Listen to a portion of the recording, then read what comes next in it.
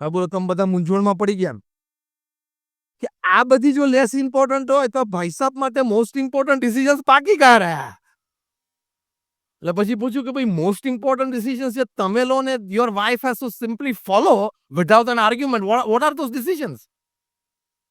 એટલે કે whether America should enter Afghanistan or not, મેં કીધું કે ના કરવું છે. મારા વાઇફ કે you are right, let's have a cup of coffee. એટલે જે ડિસિશન્સ અમારા ઘરના 4 વોલને ઇફેક્ટ કરતા હોય એ વાઇફ લે, અને જે ડિસિશન્સની ગ્લોબલ ઇફેક્ટ હોય ને એ હું લઉં છું. આનો મર્મ સમજાણો? એક શબ્દ, શું? ફ્લેક્સિબિલિટી.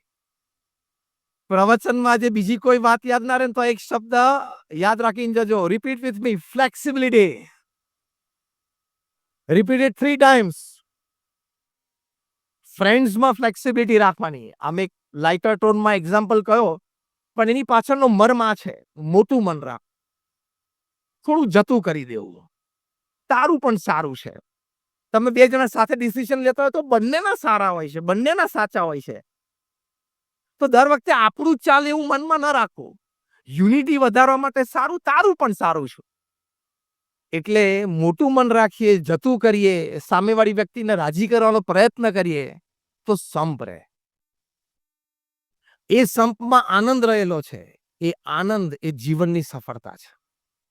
એ આનંદ કામમાં પણ ઉપયોગી આવે તો કામમાં પણ સફળતા મળે. એટલે ફ્લેક્સિબિલિટી. બીજો એક મોટો સદગુણ છે સેલ્ફ અવેરનેસ. યુનિટી માટે આ સદગુણ બહુ જ જરૂરી છે. તો તમને સફળતા લઈ જાય. This is the secret of success. Self awareness. તમારી સેલ્ફ અવેરનેસ ના હોય, સ્વજાગૃતિ ના હોય ને, તો કોક એવો શબ્દ બોલાઈ જાય, 30 વર્ષની મિત્રતા તૂટી જાય, યુનિટી તૂટી જાય. કઈક એવી બોડી લેંગ્વેજ એક્સપ્રેસ થઈ જાય અને મિસરેડ થઈ પણ જાય અને યુનિટી તૂટી જાય, સંબંધો તૂટી જાય. એટલે યુનિટી મેન્ટેન કરવા માટે તમારે આ સેલ્ફ અવેરનેસ બહુ જ જરૂરી છે. સેલ્ફ અવેરનેસ હોય તો એ વ્યક્તિની પ્રગતિ, સક્સેસ ચાલુ રહે. Because he never max a private or public mistake in life. પ્રમુખ સ્વામી મહારાજ ધામમાં પધાર્યા પછી એમની શ્રદ્ધાંજલિ સભામાં ગાંધીનગરમાં મહાત્મા મંદિરમાં ખૂબ બધા પ્રતિષ્ઠિત મહાનુભાવો પધારેલા. એમાં એક ગુજરાત રાજ્યના ખૂબ એક આગેવાન વ્યક્તિ છેલ્લા 40 વર્ષથી જાહેર જીવનમાં છે. એમણે મંચ ઉપરથી પ્રવચનમાં એક સુંદર પોતાનું એક ઓબ્ઝર્વેશન વ્યક્ત કરેલું કે હું પ્રમુખ સ્વામી મહારાજને 40 વર્ષથી ઓળખું છું, અને એમાં છેલ્લા 25 વર્ષથી તો એમના નાના મોટા દરેક મોટા મહોત્સવમાં હું હાજર રહ્યો છું. પ્રમુખ સ્વામી મહારાજે રાજ્ય કક્ષાના કે રાષ્ટ્રીય કક્ષાના કે વૈશ્વિક કક્ષાના કોઈ નાના મોટા પ્રશ્ન હોય એમાં પોતાનો અભિપ્રાય અને સુઝાવ પણ આપ્યા છે. પણ મારો 40 વર્ષનો અનુભવ, આ વ્યક્તિ બોલે છે કે મારો 40 વર્ષનો અનુભવ એ કે છે, એક પણ વખત પ્રમુખ સ્વામી મહારાજ જે 80 વર્ષનું જાહેર જીવન જીવ્યા, 80 years, 8 decades of public life, અને બધા જ નાના મોટા social issues, national issues, international ઇશ્યુઝમાં જાહેરમાં પણ ઘણી વખત અભિપ્રાય આપ્યો છે એમણે. પણ એક પણ વખત પ્રમુખ સ્વામી મહારાજના મુખે એક પણ એવો સ્લીપ ઓફ ટંગ, એક પણ શબ્દ નથી નીકળ્યો જેને લઈને કોન્ટ્રોવર્સી ઊભી થઈ હોય. આટલી સ્વજાગૃતિ જેના વ્યક્તિના જીવનમાં હોય એ વ્યક્તિને સફળતા મળે જ, કારણ કે there are no forces to pull him down and back. એમને ઓબ્ઝર્વ કરેલી. તો આપણે પણ યુનિટી, મિત્રભાવ, એટલે કે મિત્ર સાથે યુનિટી, ફેમિલીમાં પારિવારિક એકતા એટલે ફેમિલી યુનિટી, જ્યાં આપણે કામ કરીએ છીએ ત્યાં વર્કિંગ કલીગ્સ સાથે આપણી જે યુનિટી, એ મેન્ટેન કરવા માટે તમારે સેલ્ફ અવેર તો અત્યંત રહેવું પડે. બોલવામાં, ચાલવામાં, જોવામાં, એક્સપ્રેસ થવામાં, બોડી લેંગ્વેજમાં અત્યંત સ્વજાગૃતિ, that you don't offend, you don't make a mistake. તો એ નો લાભ શું? હું ડેપ્થ ઉપરથી બોલું છું, સાંભળજો. એનો લાભ શું? તમારી પર્સનાલિટી અને તમારું કેરેક્ટર વધારે એક્સેપ્ટેબલ બનશે. અને when your personality and character becomes more acceptable, the ladder of success is right in front of you. બીજા બધા રિસોર્સિસ તો એમને ખેંચીને પાછળ આવે. પ્રમુખ સ્વામી મહારાજની પર્સનાલિટી અને કેરેક્ટર આખા સમાજે સ્વીકાર. એટલે resources, all kinds of resources, material resources, man resources, money resources, બધા રિસોર્સિસ ઉપલબ્ધ થઈ શક્યા. એટલે એક સેલ્ફ અવેરનેસ બહુ જ મોટી વાત છે.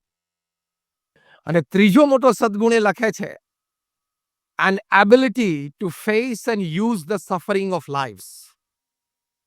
લાઈફમાં સફરિંગ આવે, નિયર એન્ડ ડિયર વન્સમાંથી પણ આવે, પણ એ સંબંધ કાપતા પહેલા યુનિટીનો વિચાર કરવો, રેસિપ્રોકેટ થતા પહેલા યુનિટીનો વિચાર. એ જે ઘા તમને વાગ્યો છે એ ચોક્કસ નહોતું થવું જોઈતું પણ થઈ ગયું છે, યુ આર હર્ટ.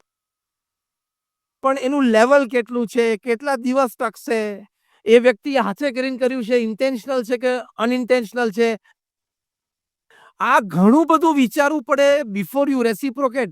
કારણ કે તમે રેસિપ્રોકેટ થશો એટલે યુનિટી તૂટશે, અને યુનિટી તૂટશે એટલે તમે ડિસ્ટર્બ થશો, અને વ્યક્તિગત જીવનથી વ્યવહારિક જીવન સુધી સફળતામાં પ્રશ્ન ઊભા થશે. હર્ટ તો બધા જ થવાના છે, અને ક્યાંથી થવાના છે? નિયર એન્ડ ડિયર વન્સમાંથી જ, કારણ કે દુનિયાનો ક્રમ છે. તો એને ઇવેલ્યુએટ પ્રોપર કરવું પડે. થોડી થોડી વાતમાં નારાજ નહીં થવાનું. આપણું મન એટલું બધું નબળું હોય છે કે આપણે કોઈ ગેધરિંગમાં જઈએ ને કોઈક આપણી સામે 2 વાર 3 વાર જોવે ને તો મનમાં વિચાર હોય, કેમ જોતો હશે, કેમ જોતો હશે. જવાબ આપું, કેમ જોતો હતો? કહું, આંખ છે, જોવે, ઇટ્સ ઓકે. એને તો 2 જ વાર જોયું, ત્રીજી વાર તો તું વચ્ચેથી પસાર થઈ ગયેલો ખોટો, એ તો આમ જ જોતો હતો. એટલે બહુ જ આપણું ડાઉટફુલ માઇન્ડ હોય ને, નાની નાની શંકાઓ હોય ને, એ આપણી બોડી લેંગ્વેજ ઉપર રિફ્લેક્ટ થાય અને એ વ્યક્તિ સાથે યુનિટીમાં પ્રશ્ન થાય જ.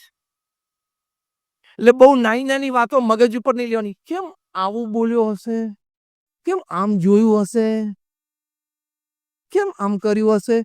Why are you giving so much of your time, energy and space in your mind to that person, to that happening? આવી નાની નાની વાતો ગણવાની જ નહીં, તો જ યુનિટી રહેશે. નાની નાની વાતો સંભાળી જ નહીં રાખવાની, તો જ યુનિટી. બાકી કારણ કે આ તો રોજ બનવાનું, હા કે ના? રોજ બનવાનું હતું, વર્ક પ્લેસ પર બનવાનું, તમે બસ સ્ટેન્ડ ઉપર ઉભા હો તો ત્યાં બનવાનું. એટલે an ability to face and use the suffering of life. પ્રમુખ સ્વામી મહારાજ મુંબઈમાં એક પ્રતિષ્ઠિત મહાનુભાવ, યુનિયન કેબિનેટ મિનિસ્ટર, એમણે પ્રમુખ સ્વામી મહારાજના દર્શન કરવા માટે આવ્યા ત્યારે પ્રમુખ સ્વામી મહારાજના મોઢે 1 કલાક સુધી અપમાનિત શબ્દોમાં પ્રમુખ સ્વામી મહારાજને ખખડાવ્યા. પ્રમુખ સ્વામી મહારાજ એ વખતે તાવ હતો ને રેસ્ટ કરતા હતા. જે હોસ્ટ હતા એમને પણ લાગ્યું કે બહુ ખોટું થઈ ગયું, પણ હવે આટલા મોટા માણસને રોકે કોણ? અને ખખડાવા પાછળનો મુખ્ય મુદ્દો એટલો હતો કે તમે યુવાનોને, યંગસ્ટર્સને, એન્જિનિયર્સ, ડોક્ટર્સને તમે સાધુ બનાવો છો તો ભવિષ્યમાં એન્જિનિયર્સ ને ડોક્ટર્સની ખોટ પડશે સમાજને. એટલે ગમે ત્યારે જુઓ ત્યારે બધા પ્રોફેશનને 15% તો અનએમ્પ્લોયડ હોય જ છે ને પૃથ્વી ઉપર. એનું પહેલા વિચાર કર ને. પણ ક્રેઝી. એટલે સ્વામી એક શબ્દ ના બોલ્યા. પછી ખખડાવાનું બંધ કર્યું એમણે, ગુસ્સો ઉતરી ગયો. એટલે સ્વામી એમ ઘડિયાળ સમય જોયું, રાત્રે 8:30 થયા. સ્વામી કે એમને જમાડી દેજો. આ વાત તો ત્યાં પૂરી થઈ ગઈ 1986માં. 2 વર્ષ પછી 1988માં પ્રમુખ સ્વામી મહારાજની જન્મ જયંતિ નૈરોબીમાં હતી. 2 વર્ષ દરમિયાન જે પણ ઘટનાઓ બની હશે, આ વ્યક્તિ was no more the union cabinet minister. He was no more the member of the planning commission of India. એટલે એક સામાન્ય વ્યક્તિ બની ગયેલી. એક એનજીઓ ચલાવતા હતા, એના ફંડ રેઝિંગ માટે નૈરોબી આવેલા. એટલે ખબર પડી કે પ્રમુખ સ્વામી મહારાજના સાનિધ્યમાં બહુ જ મોટું ગુજરાતી ગેધરિંગ ભેગું થવાનું છે, અને જો પ્રમુખ સ્વામી અપીલ કરે તો મને આ પ્રોજેક્ટ માટે ફાઇનાન્સ સારું મળે, એટલે કે હેલ્પ મળે. એમને આવતા જોયા પ્રમુખ સ્વામી મહારાજ, એટલે પ્રમુખ સ્વામી મહારાજ મંચ ઉપરથી જાતે ઊભા થયા. સ્ટેજના ખૂણા સુધી એમને લેવા માટે ગયા. હાથ પકડી એમને મંચ ઉપર લાવ્યા. મંચ ઉપર 4-5 પ્રતિષ્ઠિત મહાનુભાવો બેઠેલા. એમની સાથે એમની ઓળખાણ કરાવી. અને પ્રમુખ સ્વામી મહારાજને પૂછ્યું કે બોલો શું આવવાનું થયું? એમને કહ્યું મારે આ કામ છે ને તમે જો જાહેરાત જાતે કરો તો બહુ સારું. સ્વામી કે કરશું. એમને બાજુમાં મંચ ઉપર બેસાડ્યા. એક સિંગલ બોડી લેંગ્વેજ એક્સપ્રેશન, એક single flicker of the eye, movement of the lip, Pramukh Swami મહારાજ એવું જણાવવા ના દીધું કે 2 વર્ષ પહેલા તમે મને 1 કલાક સુધી નોન સ્ટોપ મને તાવ હતો તો પણ એક ન ગણકારીને તમે મને બેફામ શબ્દોમાં ખખડાવેલો. 1986 મીન્સ પ્રમુખ સ્વામી મહારાજ વોઝ 66 years old. મોટા મોટા ઉત્સવો ઇન્ડિયામાં ઉજવાઈ ગયેલા 81-85 ના. And he was popular, famous and acceptable to the society all over the country, internationally as well. 1985 નો અહીંયા CFI લંડનમાં ઉજવાઈ ગયેલો હતો. એમણે પ્રમુખ સ્વામી મહારાજે વાત કરી એટલે પ્રમુખ સ્વામી મહારાજે આશીર્વાદમાં જાતે એમની NGO વિશે, એમના પ્રોજેક્ટ વિશે અનાઉન્સમેન્ટ કરી. એમને બહુ સારું લાગ્યું. એમને ઘણી યોગ્ય હેલ્પ પણ મળી. અને એમને કાયમ માટે પ્રમુખ સ્વામી મહારાજ પ્રત્યે એક સદભાવ થઈ ગયો. To create unity between people and organizations is not a joke. You should learn the art of facing and using the suffering of life. એ વખતે પ્રમુખ સ્વામી મહારાજ બીજું બધું આપણે એની જગ્યાએ તો ઘણું કહી શક્યા હોત ને, કરી શક્યા હોત ને. પહેલો શબ્દ આવે પણ પ્રમુખ સ્વામી મહારાજ વોઝ અ ડિફરન્ટ કેરેક્ટર. આ લેવલ ના સદગુણોનું exhibition, a deep sense of oneness, deep sense of understanding હોય કે આપણે જેમ સારું કામ કરીએ છીએ એમ આ વ્યક્તિ પણ આજે એક સારું કામ કરવા માટે આવ્યા છે. સમાજનું સારું કામ થાય છે ને, સમાજની યુનિટી વધે છે ને, તો I must let go, I must forget, I must forgive. ત્યારે સંપ મેન્ટેન થાય. આપણે તો અહીંયા બેઠા છીએ, આટલો મોટો વારો તો આવવાનો નથી કોઈ દિવસ, પણ આપણે પરિવારમાં અને જ્યાં કામ કરીએ છીએ અને આપણું સોશિયલ સર્કલ છે ત્યાં થોડુંક લેટ ગો, થોડુંક મોટું મન, થોડુંક face the suffering, forget the suffering, તો એ સદગુણોથી સંપ વધે છે. એટલે 3 સદગુણ હોય તો એ સ્પિરિચ્યુઅલી હાઈ પર્સન, એટલે સ્પિરિચ્યુઅલ કોશન્ટ એનામાં છે, એ વાત સમજાય. First is flexibility, second is self-awareness, and a third, an ability to face and use the suffering of life. Unity maintain થાય. એમનું પણ સરસ કામ થયું, એમની સંસ્થાનો પ્રોજેક્ટ પણ સરસ થયો, તો એ સક્સેસ કહેવાય ને? Yes or no? The secret of success is the sense of unity. One step ahead of the sense of unity, expression of unity. આ સદગુણ આપણે શીખવાનો. પૃથ્વી ઉપર એકેડેમિકલી ક્વોલિફાઈડ લોકોની કોઈ કમી નથી, ઢગલાબંધ છે. પૃથ્વી ઉપર પ્રોફેશનલી એક્સપિરિયન્સ પીપલની કોઈ કમી નથી, ઢગલાબંધ છે. પૃથ્વી ઉપર મોટા મોટા પ્રોજેક્ટ સિંગલ હેન્ડેડલી પાર પાડી શકે એવા વ્યક્તિઓની કોઈ કમી નથી, ઢગલાબંધ છે. એવા વ્યક્તિઓની કમી છે જે દુષ્કર પરિસ્થિતિમાં, કઠિન પરિસ્થિતિને સંજોગોમાં સંપની ભાવના રાખીને વ્યક્તિઓને સાચવી લે, પરિસ્થિતિને સાચવી લે, સંજોગોને અનુકૂળ થઈ જાય અને સફળતાપૂર્વક કામ પાર પાડે. એટલે પ્રમુખ સ્વામી મહારાજ એમના જીવનનું એક સૂત્ર બોલતા હતા. બહુ જ ગંભીર અને બહુ જ મોટી વાત છે. આપણને તો આ વાત પચવી બહુ જ અઘરી છે. પણ એક્ઝેક્ટ શબ્દ, આઈ am quoting Pramukh Swami Maharaj, not word to word but letter to letter. Pramukh Swami મહારાજ કહેતા, ઝેર ખાઈને પણ સંપ રાખવો પડશે. ઝેર ખાઈને પણ સંપ રાખવો પડશે. એટલે શું? તમારું અપમાન થાય તો અપમાન ગળી જવું એ ઝેર ખાધું કહેવાય. તમારા સ્પર્ધકને માન મળે, લેસ ક્વોલિફાઈડ હોય પણ એને માન મળે, હસતા મોઢે વાતને, ઘટનાને સ્વીકારી લેવી એ ઝેર ખાધું કહેવાય. તમારું હર્ટ છુપાવીને, દબાવીને, સ્માઇલિંગ ફેસ રાખીને એકવાર કામ પૂરું કરી દેવું, પ્રોજેક્ટ પૂરો કરી દેવો, એ ઝેર ખાધું. ઝેર ખાઈને પણ સંપ રાખવો પડશે, તો પરિવારમાં સુખ શાંતિ રહેશે, તો વર્ક પ્લેસ ઉપર તમે સારી ટીમ બનાવીને સારી સફળતા પ્રાપ્ત કરી શકશો, તો તમારા સામાજિક સંબંધો સારા રહેશે. એની માટે એક પ્રેક્ટિકલ ઉપાય તમને કહું.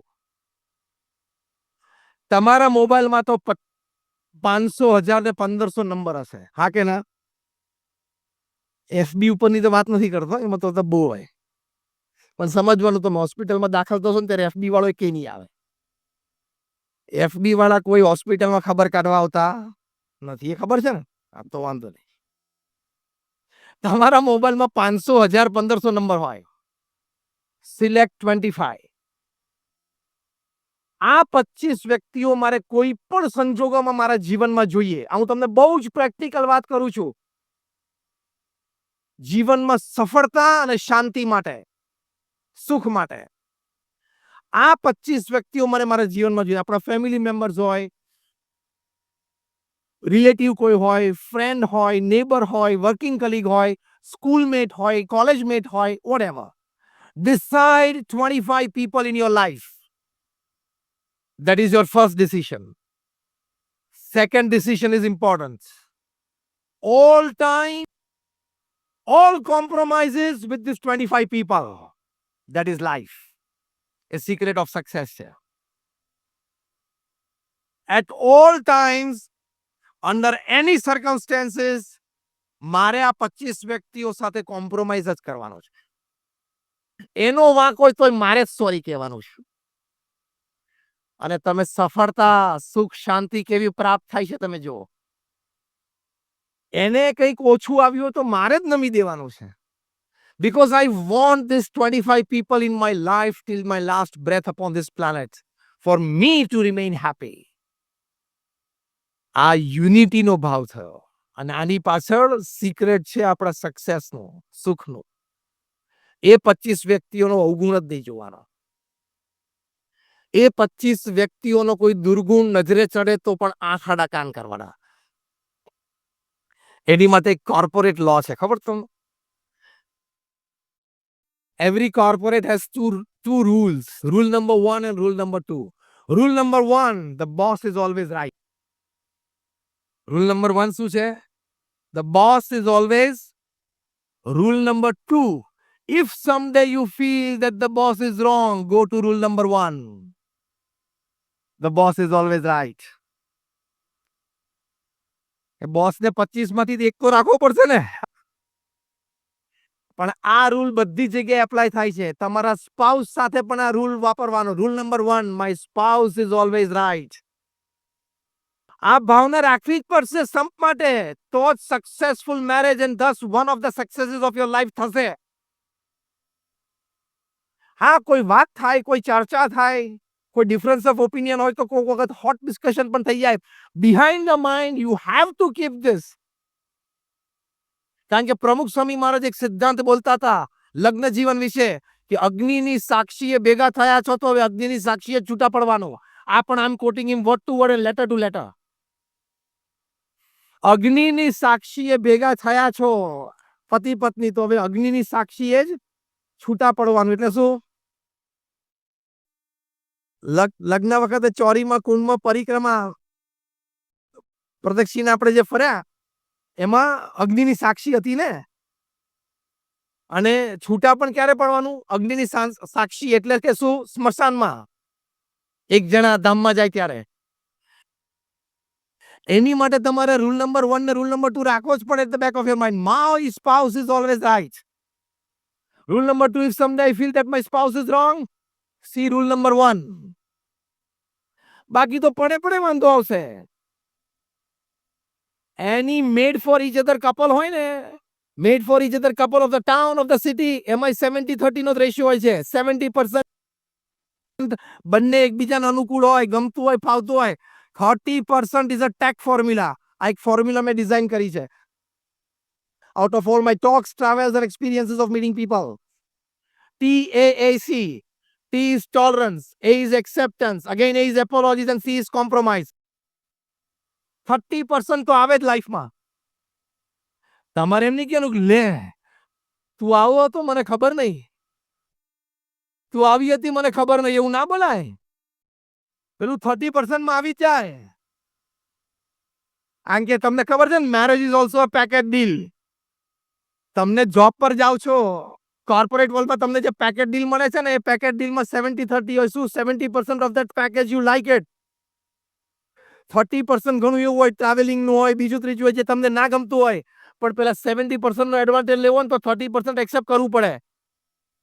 એમ કોર્પોરેટ વર્લ્ડમાં છે ને, એમ સોશિયલ લાઈફમાં પણ છે, મેરેજ લાઈફમાં પણ છે, ફેમિલી લાઈફમાં પણ છે કે 70% બધું ઓકે હોય, 30% is tolerance, acceptance, એપોલોજીસ and compromise. તો જ લગ્ન જીવન, પારિવારિક જીવન અને વ્યવસાયિક જીવન સફળ જાય. Secret of success is unity. અને યુનિટી માટે આ વિચાર અને આ ભાવના, તો યુનિટી સ્ટ્રોંગ રહે. એટલે આ રૂલ એ બહુ અગત્યનો છે. એની માટે થોડું મન સાથે લડાઈ પણ લેવી પડે, કારણ કે મન કે આ ખોટું જ છે. એ તમારે કહેવાનું ભાઈ ખોટું છે, પણ આ 25 ના લિસ્ટ વાળી એક વ્યક્તિ છે. ખબર પડી?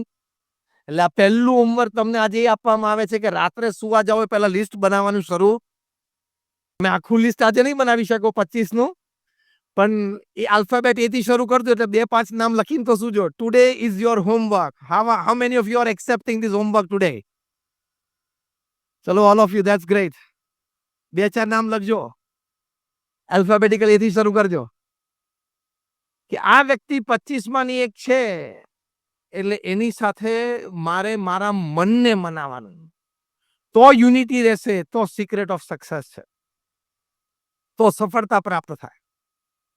એના વિશે મનમાં ડાઉટ ઉભો થાય, એના વિશે મનમાં ક્રોધ ઉભો થાય, એના વિશે મનમાં અભાવ ઉભો થાય, તેને દબાવો જ પડશે, નહીં તો યુનિટી તૂટશે. અને કેટલા સાથે તમે યુનિટી તોડવાના? અહીંયા સ્પાઉસ સાથે ડિવોર્સ થયા, છોકરા સાથે ના બન્યું, ઓફિસમાં બોસ સાથે ઝઘડો છે, વર્કિંગ કલીગ સાથે અબોલા છે. જશો ક્યાં? Where will you go? You will be in a constant state of worry. ઘણા નહીં આમ ફૂટપાથ ઉપર જતા હોય છે, ઝોમ્બી જેવા જ લાગે તમને. જતો જ હોય ને એનું મોઢું જોવો ને એનું બોડી લેંગ્વેજ જોવો ને ઝોમ્બી જેવા જ લાગે છે. કારણ કે એ બધી જગ્યાએથી મૂંઝાયેલો છે. એને કોઈ જગ્યાએ કોમ્પ્રોમાઇઝની આત આવડતી જ નથી. કોઈ જગ્યાએ ટોલરન્સની આત આવડતી જ નથી. કોઈ જગ્યાએ એપોલોજીસની આત આવડતી જ નથી. When he has not learned that art of compromise and tolerance, એ તમારું જીવન નિરાશામાં અને વરી સ્ટેટ ઓફ માઇન્ડમાં 24/7 365 જતું રહે. હું આંકડો શું બોલ્યો ખબર પડી? 24/7 365 24/7 આપણે શોપ્સ હોય છે ને, 24 કલાક ખુલ્લા રહે, 7 365 days of the year and 80 is 80 years of your life. 24/7 365 80 વરી સ્ટેટમાં ના રહેવું હોય તો tolerance, acceptance, apologies and compromise, which brings unity, એ શીખવું જ પડશે, છૂટકો જ નથી. એટલે એની માટે મન સાથે થોડું કોમ્પ્રોમાઇઝ કરતા શીખવું પડે. એક બહુ સરસ પુસ્તક છે, જે પ્રોફેશનલ્સ હોય એ ચોક્કસ વાંચજો. The title of the book is Still Power. મેં કોરોના દરમિયાન આ પુસ્તક વાંચ્યું, Still Power. ગેરેટ ક્રેમરે આ લખ્યું છે પુસ્તક. He is a sports psychologist. પણ એમને બહુ સુંદર એક વાત લખી છે અંદર કે for a sportsman or any human being life માટે ટુ પરફોર્મ વેલ, એને પોતાના મન સાથે શું વાર્તાલાપ કરવો જોઈએ. એમાંથી એમણે એક ફોર્મ્યુલા આ પુસ્તકમાં બહુ સરસ લખી છે. બહુ સાંભળવા જેવી ને સમજવા જેવી વાત છે. એ ફોર્મ્યુલા શું છે? Performance is equal to potential minus internal interference. બહુ જ સમજવા જેવી ફોર્મ્યુલા છે. I am repeating again. Performance is equal to potential minus internal interference. આની સમજૂતી આપતા એક વાક્ય, બે વાક્ય મેં લખે છે. ધી ઓથર ગેરેટ ક્રેમર એ લખે છે કે પરફોર્મન્સ માટે એટલે કે સક્સેસ માટે આપણે સિક્રેટ ઓફ સક્સેસ જ સમજીએ. સક્સેસ કે પરફોર્મન્સ માટે તમારે you have to constantly check the dialogues going on inside rather, કે અંદર તમારે શું વાર્તાલાપ ચાલે છે, કરું ના કરું, પેલો માણસ મને સપોર્ટ કરશે નહીં કરે, મારે શું કરવું પડશે નહીં કરવું પડે, આને સમજાવવું પડશે આને કહેવું પડે, કેટલો બધો ઇન્ટરનલ ડાયલોગ ચાલતો હોય એને બહુ સારી રીતે ઓબ્ઝર્વ કરવો પડશે, બહુ સારી રીતે કંટ્રોલ કરવો પડશે. અને પછી જે વસ્તુ સાચી અને સારી હોય, જરૂરી હોય, એની માટે તમારે કોમ્પ્રોમાઇઝ કરવું પડે, મનગમતું મૂકવું પડે તો એ કરી દેવાનું, પણ ઇન્ટરનલ ડાયલોગ સાચો રાખવાનો, તો તમારું પરફોર્મન્સ બહુ સારું જશે. આ ઇક્વેશનનો એ પણ મતલબ છે કે તમે હાઈ ઓન પોટેન્શિયલ હો, performance is equal to potential minus internal interference. High on potential હો પણ ઇન્ટરનલ ઇન્ટરફિયરન્સ પણ વધારે આવતું હોય તો પરફોર્મન્સ ઉપર ઇફેક્ટ આવશે જ, આવે જ. એટલે તમે સક્સેસફુલ ન થઈ શકો. એટલે યુનિટી રાખવા માટે ઇન્ટરનલ ડાયલોગ રાખવો બહુ જ જરૂરી છે. સત્વ એટલે કે ઇન્ટરનલ ડાયલોગ સાત્વિક હોવો જોઈએ. એ પણ આ વાત બહુ સુંદર લખી છે. તો આવા થોડા કારણો છે જેને લઈને આપણી યુનિટી વધતી હોય અને સફળતા બહુ જ મોટી પ્રાપ્ત થતી હોય. 2020માં ઇન્ડિયાની ક્રિકેટ ટીમ ઓસ્ટ્રેલિયા ગયેલી. એમાં પહેલી ટેસ્ટ મેચમાં ફર્સ્ટ ઇનિંગ્સમાં આખી ઇન્ડિયાની ટીમ 36મો ઓલ આઉટ થઈ ગયેલી. 2020માં 36 ઓલ આઉટ. સક્સેસ